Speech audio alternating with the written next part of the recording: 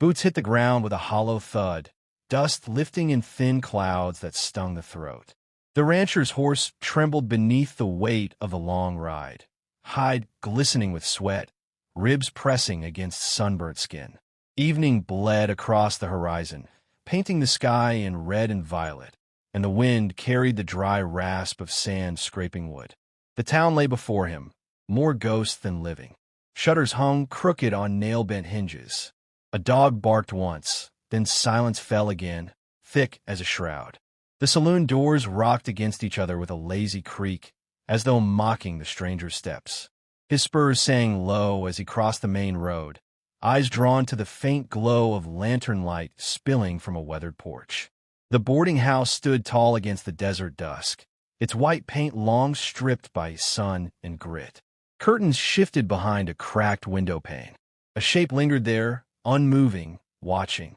The rancher tugged the brim of his hat low and rapped once on the door.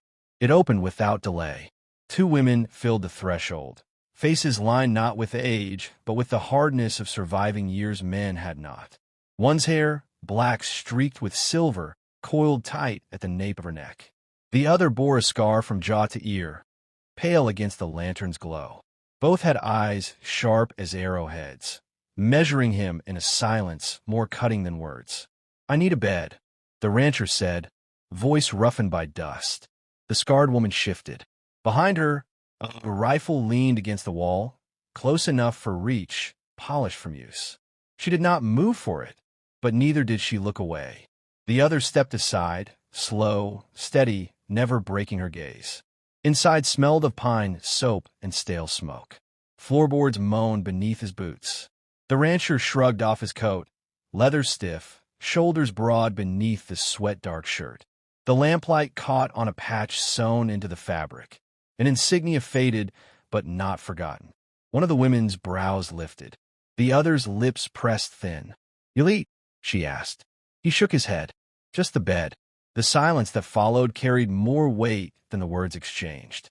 From a stairwell above, another creak, not the groan of wood, but the deliberate step of someone listening. The rancher's hand brushed the edge of his holster, thumb grazing worn steel. The scarred woman caught the motion. Her mouth bent in something that was not quite a smile. "This way," she said, lifting a lantern and leading him down a narrow hall. Shadows swayed with each flame flicker. Doors shut on either side, locked fast, no sound within. The walls whispered of secrets too heavy for daylight. At the end, she opened a room. A simple cot, a basin, nothing more. The rancher set his hat on the peg, lowered himself onto the bed, boots still on. Behind him, the lantern dimmed as the door eased closed. He caught their eyes once more in the last slice of light. Not welcoming, not hostile, something in between. They knew him, and they had not decided what to do with that knowledge. The rancher's eyes snapped open. Floorboards groaned beyond the door. Voices low, threading through the walls like smoke. "He's the one. You're sure. As sure as I've ever been." The words curled sharp, carrying the weight of recognition. He lay still, breath shallow, hand resting near the revolver strapped to the chair beside the cot. The moon carved thin slits through the window, silver against the basin's water. His reflection stared back, hollow-eyed, weary, yet unmistakable. Another whisper. "We can't let him ride out. Not this time." A pause, then the scrape of a chair leg dragged across the floor below. The rancher rose, boots soft against the boards. He eased the door open just enough to catch the lantern's glow downstairs. The sisters stood near the kitchen table, faces half-lit, shadows stretching long across the walls. Between them lay a folded paper, corners worn, edges darkened by years. He stepped closer, the stair creaking underfoot. Their heads lifted, neither startled, neither moved for the rifle propped against the doorframe. The scarred woman unfolded the paper with care, sliding it across the table. His younger face stared back. A wanted poster, eyes sharp, jaw clenched, the prize for his capture stamped bold beneath. "You walked into our house wearing that insignia," the dark-haired sister said, voice steady, quiet as a drawn blade. "Thought we wouldn't notice?" The rancher said nothing. His gaze stayed on the poster, the years between then and now pressing down like the desert sun. "You're him," the scarred woman whispered. "The gunfighter who vanished. Some say dead, some say worse. But here you are." His hand twitched near the chair, fingers curling around worn leather. "I'm done with that life. Done." Her laugh held no humor. "You think men like you ever get to be done?"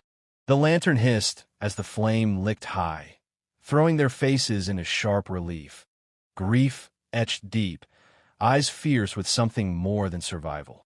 "There's a cattle baron bleeding this land dry," the other sister said. "His men take, burn, break. Law won't touch him. Town's too scared. We've been waiting for someone who could stand." He shook his head once, voice gravel low. "I came for a bed, not a war." The scarred woman reached beneath the table, placed a revolver on the wood between them. The metal gleamed in the lamplight. She slid it forward with one finger, slow, deliberate. "You came for rest," she said, meeting his eyes. "But rest don't come while men like him ride free." Silence thickened, heavy as smoke in the lungs. The rancher's hand hovered, not touching the weapon, not pulling away. The sisters waited, faces set in stone. And the night held its breath. Gunfire cracked the dawn. Windows rattled. Horses screamed. The rancher shoved open the door, revolver in hand. Riders stormed the main road, dust boiling beneath hooves, rifles raised high. The cattle baron's men fired wild into the air, laughter carrying hard through the still morning. One torch hissed as it struck a barrel, flame licking dry wood. From the porch of the boarding house, the sisters stood unflinching. One held a rifle steady across her shoulder, the other gripped a shotgun close. Their faces were stone, their eyes on the riders as though death itself had walked into town and found them waiting. The rancher's horse whinnied, stamping against its tether, desperate to flee. He strode toward it, hand on the saddle, ready to ride out. His chest burned with the urge to escape, to let this cursed land fend for itself. Then he saw it, small hands clutching the edge of a barrel. A child crouched low in the dust, eyes wide, fixed on him. No cry, just a silent plea. The rancher froze. His hand slipped from the saddle. He turned. The scarred sister was already moving, loading shells with swift precision, voice calm as iron. "They'll be here by the canyon road. If we set it right, we end it there." The other thrust a pouch in his chest, bullets heavy, metallic cold against his palm. "You know how to make them count." He stared down at the cartridges, then at their faces. Widows, yet steel in their veins. Survivors who had buried their dead and carved their own law in the silence left behind. Without a word, he holstered his revolver, followed them. They rode hard into the canyon. Heat shimmered across red stone cliffs, vultures circling lazy above. The sisters dismounted, moving quick, practiced, placing powder kegs near boulders, stringing wire, marking lines of fire. They worked like soldiers who had drilled this 100 times. The rancher watched, then joined.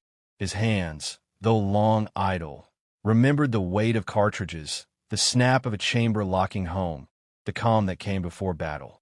The ghost of who he had been stirred, unwelcome but undeniable. He crouched behind rock, eyes scanning the ridgeline. Dust clouds swelled in the distance, riders approaching. Their laughter echoed faint, cruel, careless. The scarred woman knelt beside him, rifle across her knees. Her voice was quiet, meant only for him. "We were wives once. Union. Confederate.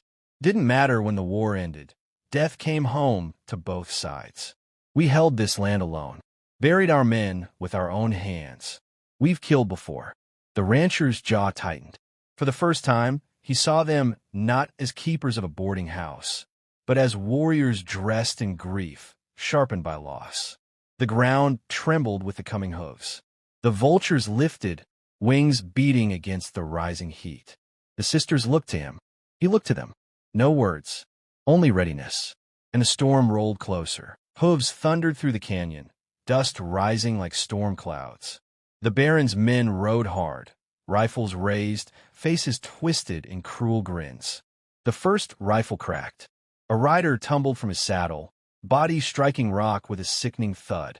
The sisters fired again, their shots ringing sharp against the stone walls, each bullet placed with cold precision. The rancher stepped from cover, revolver drawn. His hand moved steady, faster than memory itself. A flash, a shot, a man down. Another. The echoes rolled like thunder through the pass, drowning the curses of the living. The cattle baron bellowed, voice thick as iron. "Cowards! Drive them out!" His horse reared, eyes wild, foam streaking its flanks. The ambush closed tight. Powder kegs roared, rocks splintered, horses screamed. Riders scattered into chaos, some thrown, some crushed beneath hooves. The sisters advanced through smoke and dust, skirts torn, rifles blazing. The rancher's face was shadowed by brim and smoke, eyes cold, jaw locked. Every shot landed, every step sure.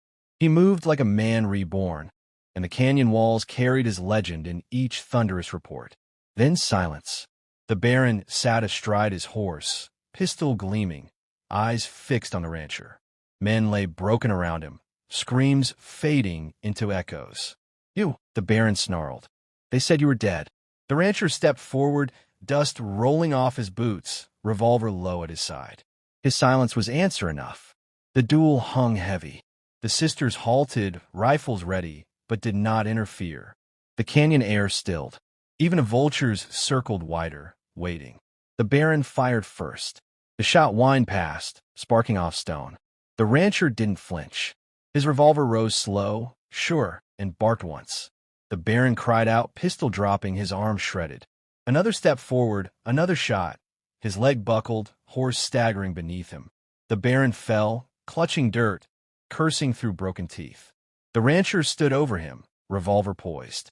Silence pressed tight, all breath held. Then he holstered the gun, turning away.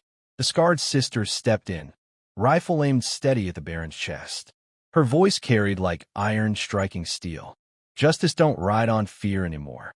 The townsfolk, drawn by the smoke, crowded the canyon mouth. Their eyes wide, their voices hushed.